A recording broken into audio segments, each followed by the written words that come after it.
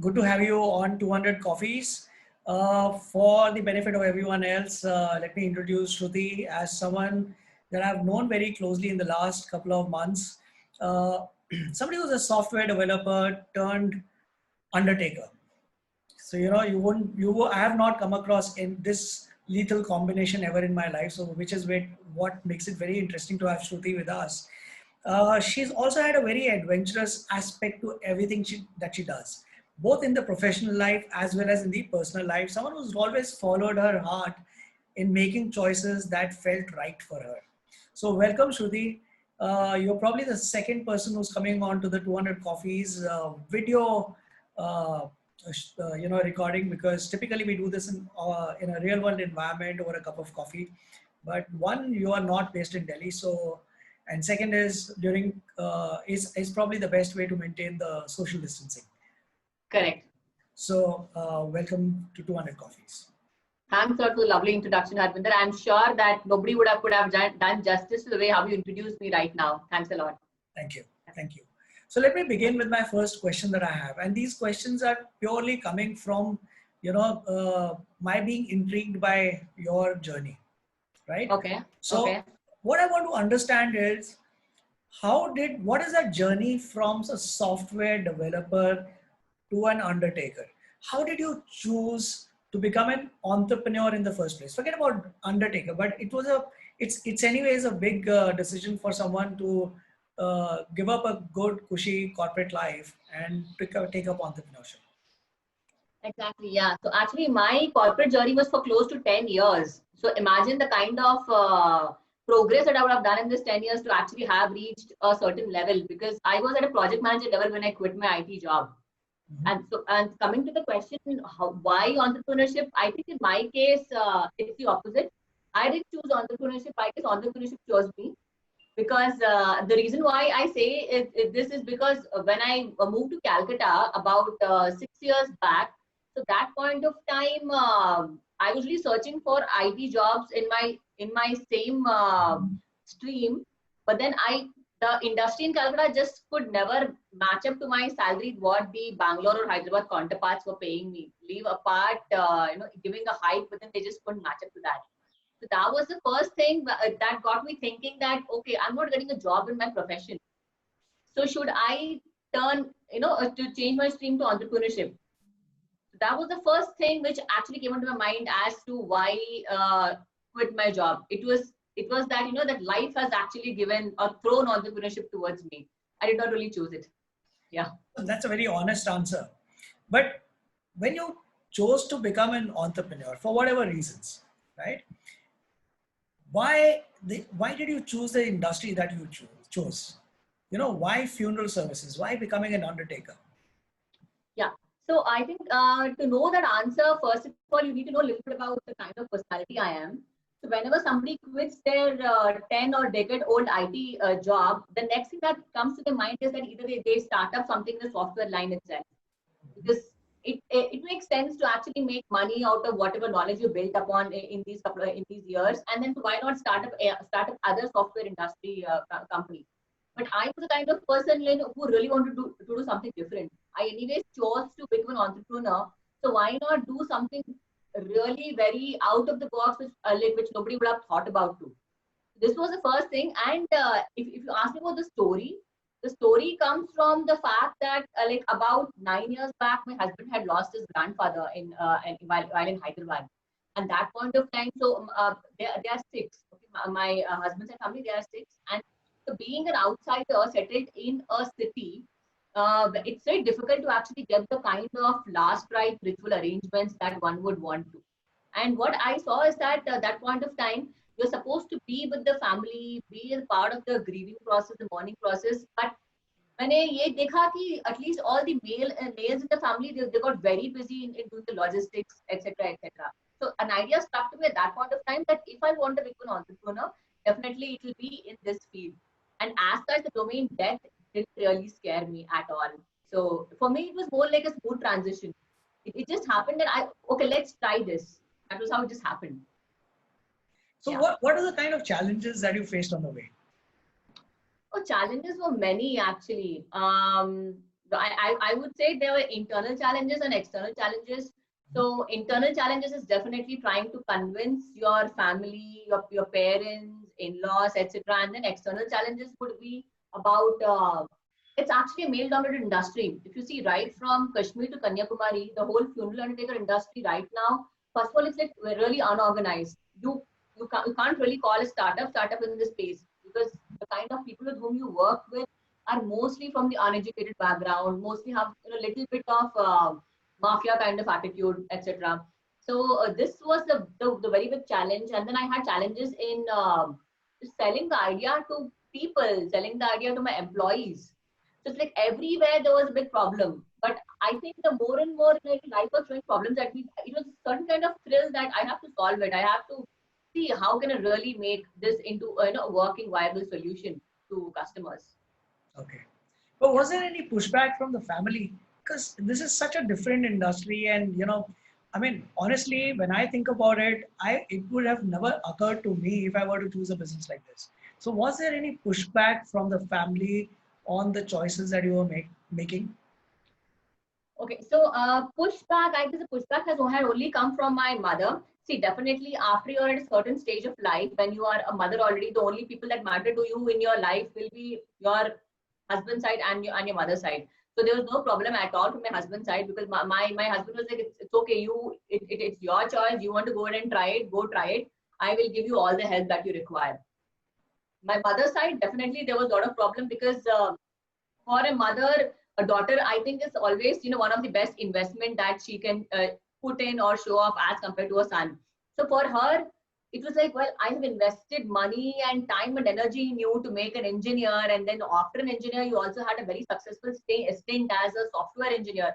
And now you want to just, forget everything and start something new, which actually doesn't need the skill set that you have. Why are you going to, put all that at risk? So it was at that point of time, it was really difficult convincing myself, leave about convincing my mother. But it was, but I was like, I think I made a decision to let me go forward with it. At the max, what will happen? I'll fail. That's fine. So that was the kind of attitude that I had. Yes. That's a great attitude. But tell me one thing. Uh, the challenges that a woman faces, I'm talking about your experience, are these any different than what you think men would face in a business? Oh yeah, I think more than a business, if you say the challenges faced in the startup industry for a man versus woman, yes, it's definitely different. Again, I think let me put it into two different things. One is the internal challenges and external challenges. So internal challenges is definitely, and especially if you were if you already had a successful corporate career, if you were an equal finance contributor to the family, it becomes even more difficult because suddenly to say that now I'll be stopping my contribution and using that time to kind of build something new where we don't know after how many years I'll have a steady source of income, etc. So convincing that to your family is a bit difficult. And second thing, of course, for me, the kind of domain I choose, I was really a kind of, more of a social pariah in my families, frankly, speaking on that. And if you talk about the external challenges, yes, I don't know why, but then we both male and female investors, they tend to have a different kind of approach while investing on female counterparts versus male counterparts. The female counterparts always gets questions asked about what is your current status, as in are you a young mother or are you not yet married? But such kind of questions will definitely not be asked to a male. Okay, So these are, I think, the common things that are there since ages, I guess. got it. Yeah, Uh, so you are a mother of a 7-year-old. right. How do you manage your time between your family, your son, and your work?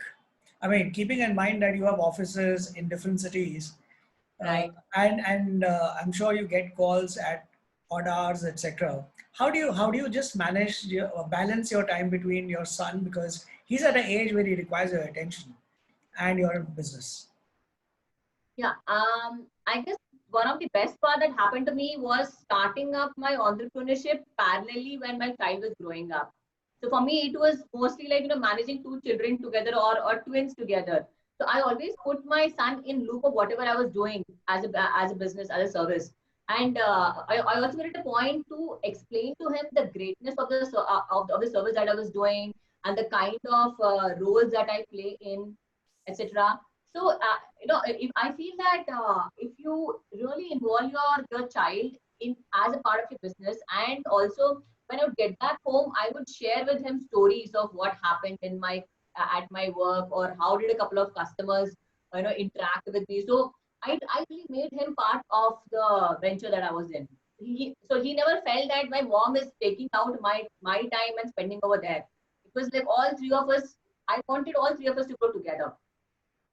Wow, that's quite a brave thing, because I mean, ideally, what would come in my mind is that, I'm not going to share my business with my son because he's too young to know about what I do.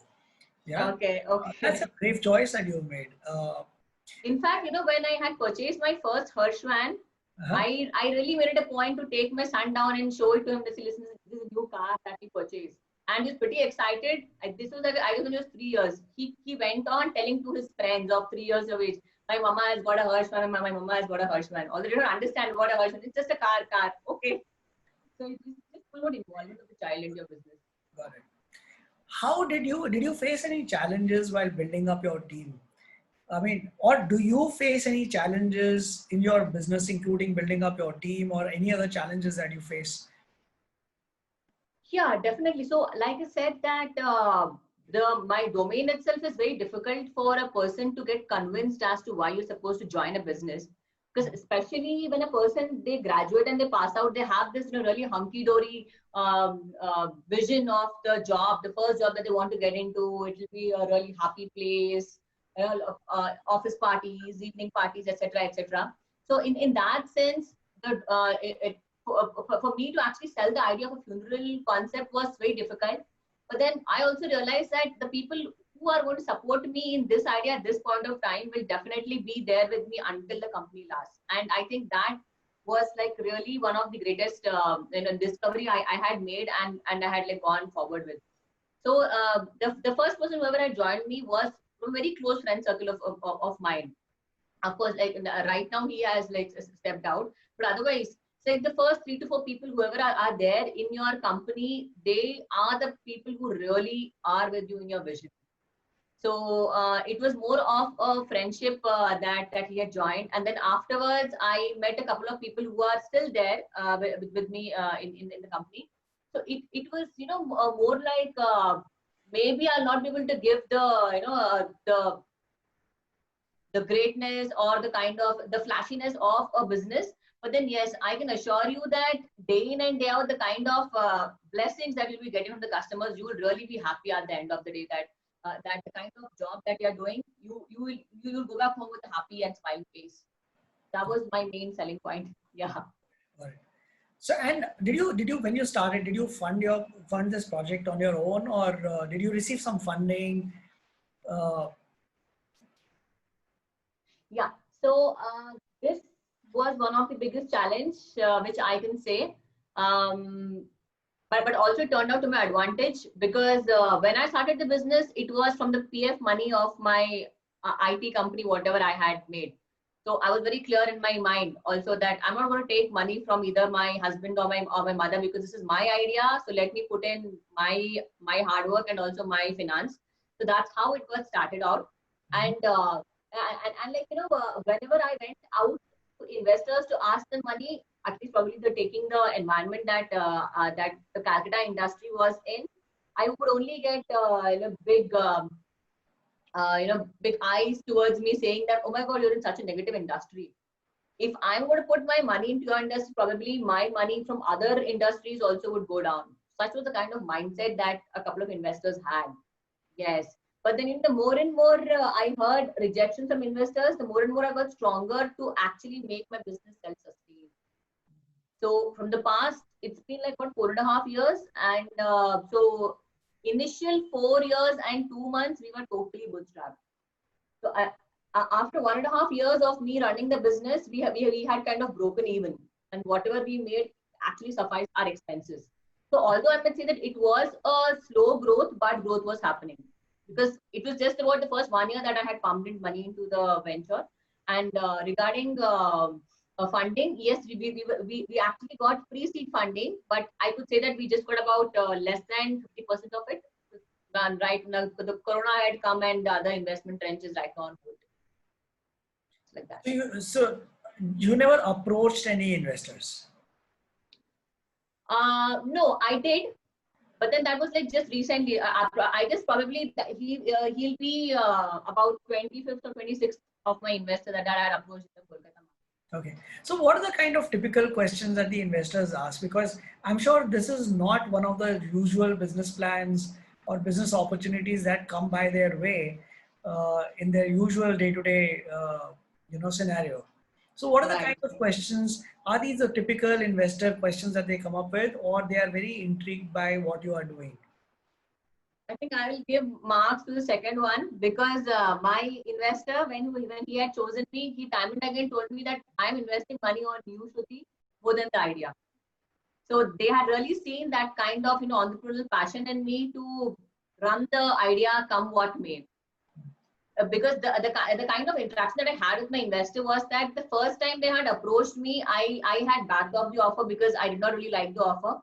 But in the second time, they again called me back saying that yes, we like your spirit, which is why we want to invest in you more than the domain or more than the ideas. Otherwise, the typical questions that I would get would really deter any investor to actually put money into this business.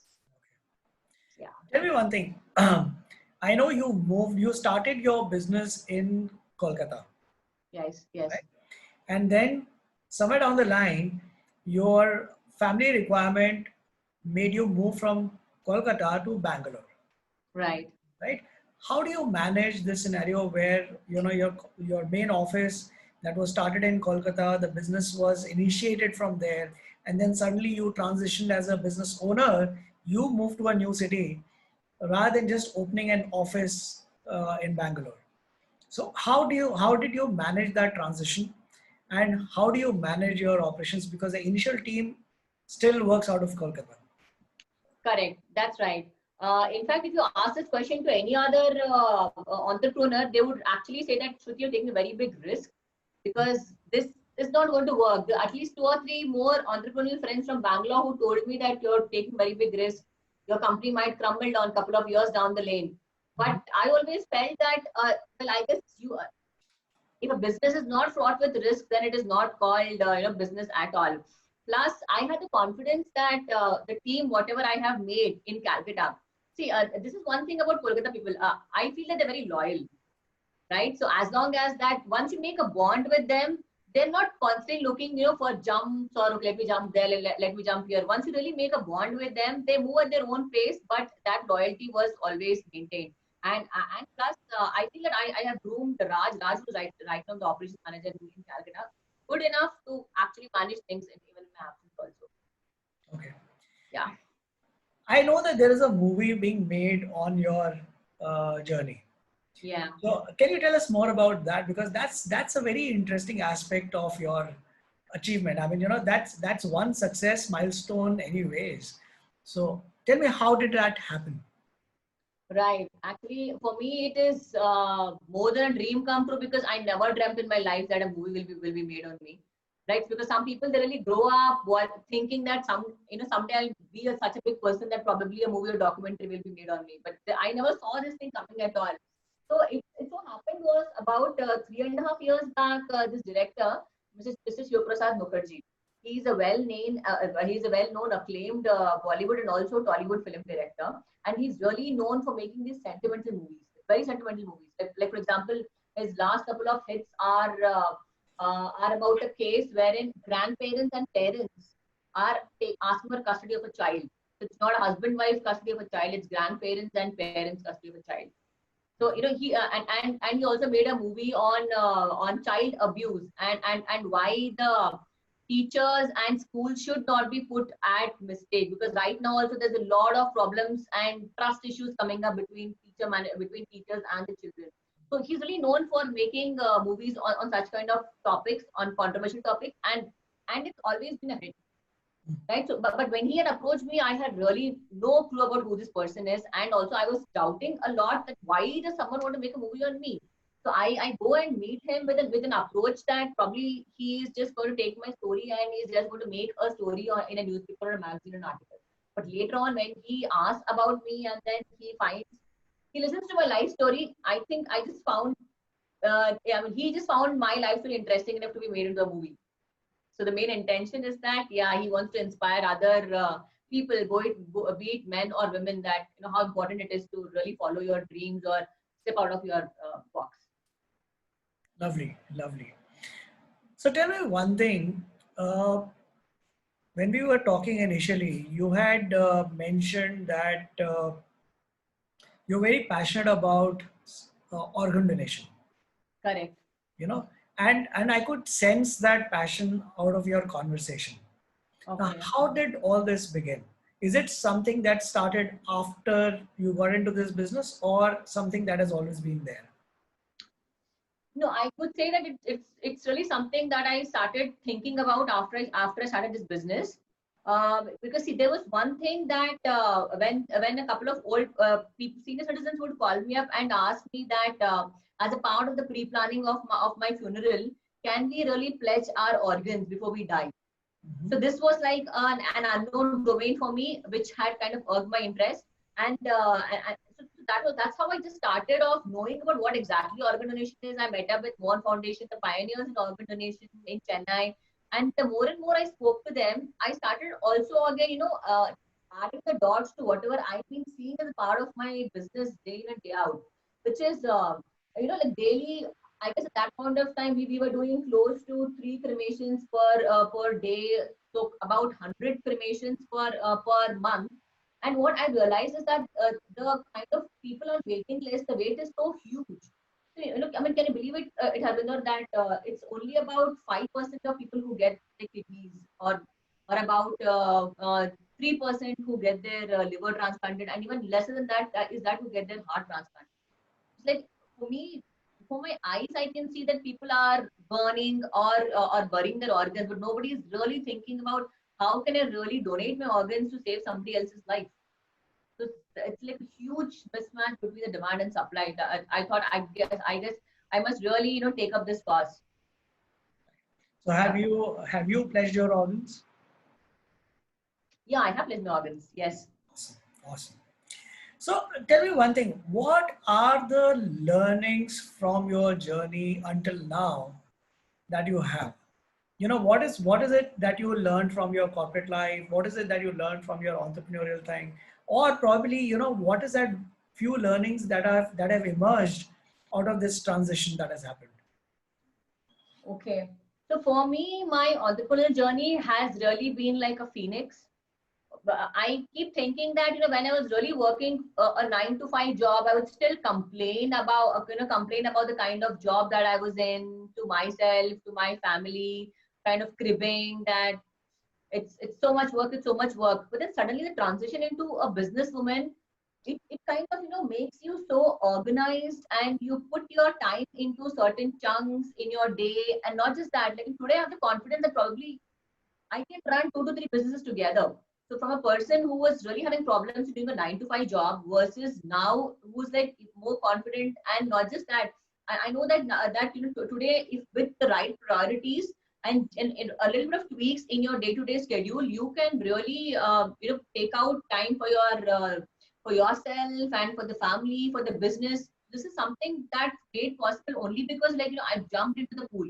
So just trying to assess the height of the pool, and just going and touching the pool with your fingers will not do anything. Entrepreneurship, as they say, it's actually something that is supposed to jump off the cliff and then you build your parachute on the way. That's what is a true experience, which I really felt.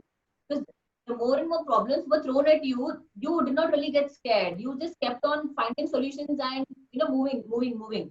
And at a point of time that when a problem, it looked really big to your peers, but it doesn't look that big to you, because you know that okay guys, so मान लें, we will, like, yes, we can just afford it. But one side effect of the business that I'm in right now is that I've kind of become insensitive to deaths in life, to deaths of family, close friends. So I have got more spiritual angle. So if there's death in the family, okay, unka time aa gaya, to jana pada. Something like that. So, that's on a lighter note. Yeah. It has made a bit insensitive. That's correct. Right, right. Yeah. So tell me one thing, Shruti. I've seen suddenly a lot of these young girls have started following you on social media, right? Yeah. And I think you're kind of setting an example for them, or they look up to you for the courage that you have shown in whatever you are doing, you know. Okay. And Okay. what is that message that, or something that you would want to share with them, especially to the young women who are at the edge? They're on the edge. They're confused between taking a step towards what their heart tells them to do, towards helping them achieve their dreams, versus the naysayers in their life. And these naysayers usually are the people who have the best of intention for you. So they're not stopping you because they don't want you to achieve your dreams, but they're scared that you may fall, right? So what is that message? Because you've been there, done that. What is that message that you want to share with these young girls who are on the edge? Okay. So, one thing to all these girls is that definitely the naysayers and the people whom we're talking about, they are guiding you in a direction only because they had been in that direction, or they had seen others being in that direction, and they know that if you go there, it is still a hunky-dory path, and probably you'll find success. But how can someone guide you about something which they've never been a part of? Just think about it, right? If today my parents and a family is saying that no, you do this job or you don't take such big risk, they're only telling that because they have not really tasted the fruits of that success. And I guess it's really unfair on their behalf to stop you from going into a path which they have never been to, and how you would know for yourself also without like somebody going or having walked towards it. And one more thing, believe me, is that today if you're going to take a step in that direction, tomorrow the next generation or your children would definitely look up to you, like how you've looked up to your parents, and those parents had been in the traditional jobs, or had served the role of an ideal mother or a wife into a family. So it's all because of the conditioning that you've had in your family, the conditioning that you're having in your society. So whatever they are telling is right, no doubt, but always take it with a pinch of salt. You have to balance it out. Because there is this one thing which I always keep telling wherever I go. I think the society is getting geared up for women entrepreneurs. It's getting geared up for rise in women power, but it's very difficult for the change to come in the men. Again, it's the same thing because of conditioning. Today, if you see an average, probably people or men of this generation would have seen most of their mothers being at home, and that is why their ideal definition of a spouse would be that I think you would perform well for the family if you are at home, or if you take up jobs and roles wherein 90% of your time is spent on the family and 10% probably towards outside. But until unless a couple of women come out and actually start breaking this kind of stereotypical barriers, we will not go anywhere. Because more than the stir that we need to do in the women entrepreneurship domain, it's a change that needs to come in the males as well. And this will happen only if you break that barrier and move forward. That's it. Shruti, do you have any regrets in your life? Regrets. Personal life, done. Professional life, yeah, it's just that I feel that the journey that I've had in 4.5 years, without the funding and probably without the a proper lack of a holding hand, if that would have got cut short by just 2 years, then I would have been much happier. Because I felt that this initial 4.5 years was more like a slow journey, a slow ant walk kind of thing. But yeah, if I really had the access to right kind of funds and right kind of people at a very young age, then probably I would have been in most cities as I was right now. Do you think having mentors in your life would have helped you in accelerating this journey? I think it could be yes or no, because based on what most of my other entrepreneurs have told me, that you have to be quite, if you are a first time entrepreneur, you really have to be wary about the people who want to come on the board. because many a times you're quite confused between what's a mentor doing versus what's a consultant doing versus what's an advisory board is. So until unless you come from a background which is into business or where you have got really a lot of friends who are in the entrepreneurship industry, otherwise it is as good as probably not having a mentor initially. And also when you make mistakes, right, in the initial couple of years, you are the one to blame yourself. There's nobody else. Because Got it. what can happen is that if a mentor tells you something, I do it, and then it goes wrong, you think, ah, usne bola tha. But otherwise, in my case, it was like I made all the mistakes and I learned. Right from the choosing of a mentor, also, I chose him, so I'll be responsible for whatever decisions that I take. Yeah. Cool. And okay, I have two more questions. Okay. You know, uh, did you ever get scared while being in your profession, going to cremation grounds and studying it? So, you're always talking about human life loss, so Correct. did it ever scare you? Regarding scare, see, actually, frankly speaking, we did experience a couple of supernatural incidents while back in Calcutta office and all. Okay. Okay. Yeah, right. But again, like the kind of background that I come from, and also the more and more spiritual books that I read about death, I understand that see, good spirits and bad spirits, both of them exist. But I just know bad spirit is definitely going to come and disturb you until unless you have disturbed them in at some point of time. And also, this is for true guaranteed that if you are like mentally weak person, right, only then someone can do something to you, which I felt I never was. So it was just more about, like just listening to stories or gossiping about them. In fact, because of this nature in me, even I'm lucky enough to have got a team also who's like not really scared of this industry. We keep telling to ourselves that I think we need to do a night out today in the office, because in the office we also got our boxes in Calcutta, the freezer boxes wherein the dead body is actually preserved, but in the client's rooms, not in the office. So we keep talking that I think ek bar night out karna chahiye. So now it's become like there's no fear at all. Okay. Okay, now I have one personal question related to your personal life. Okay. You came from a South Indian background, got married to a Sikh family, right? Right. How did Right. you manage that transition? And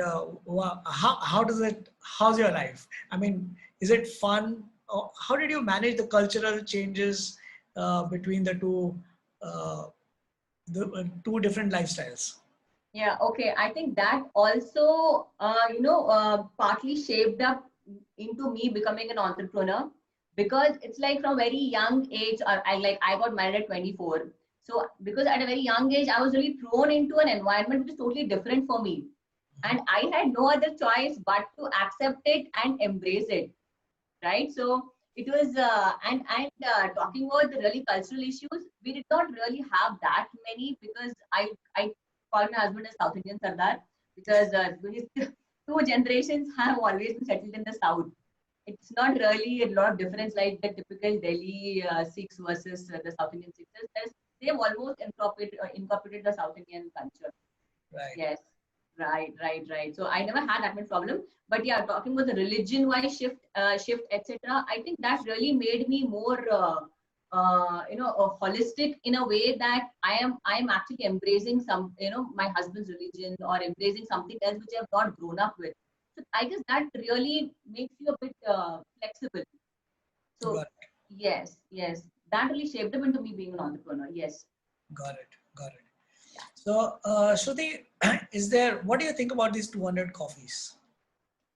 Yeah, so initially when I met you, Harvinder, and then you know that I had met you in a BNI forum, and then people introduced about me to you, saying that yeah, हाँ ये बंदा 200 copies पे कुछ करता है, so I think you must go catch up with him. Probably you'll also be a part of the 200 copies. Then I just saw, I went on to the website and I checked up, and then I see that actually storytelling is one of the most beautiful way how you can inspire others and motivate others to really think about what they're doing right now and what are other things that's possible for the other, because the way how you put up other people's stories on your forum is, it's like although it might be a really hard journey for them, the way how you have simplified it, it shows that like if somebody goes ahead and reads those stories, you know, it really shows that actually anything is possible if you really think about it.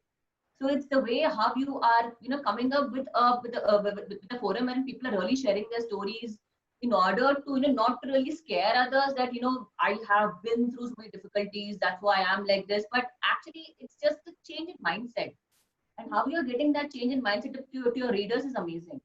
Got it. Yeah, and also, it's been a beautiful journey for me because, meeting 200 people and trying to learn from their journeys is such a real life experience of real life learnings that it's an eye opener for me, you know. Okay. So it's been really beautiful, and also, it just takes a relationship to a very different level where you are able to connect with that person beyond just what you have read about that person. Right. So Right. it's Right. been a very beautiful journey for me. And Okay. Shruti, thank you so much for for agreeing to come on this video recorded, because usually I don't do that. People are, usually very guarded when they come on to the video recording, but Right. yours was such an interesting journey that I think it merited to be recorded and be brought forward to everyone else within my network. So thank you so much for your time. It's been really, really nice having you over. Thanks a lot for having me as well, Harvinder. Thank you.